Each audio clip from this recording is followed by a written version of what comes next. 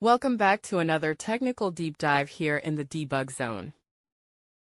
Today, we're tackling a big question and breaking it down with insights from other users.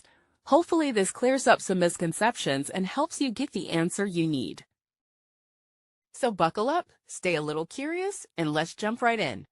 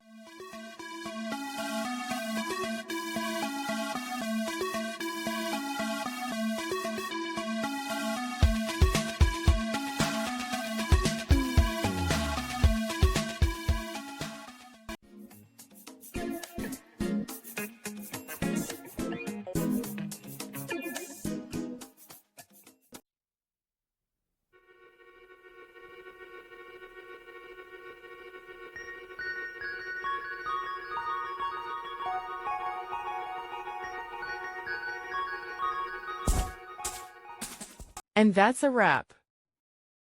I hope you found the answer you were looking for.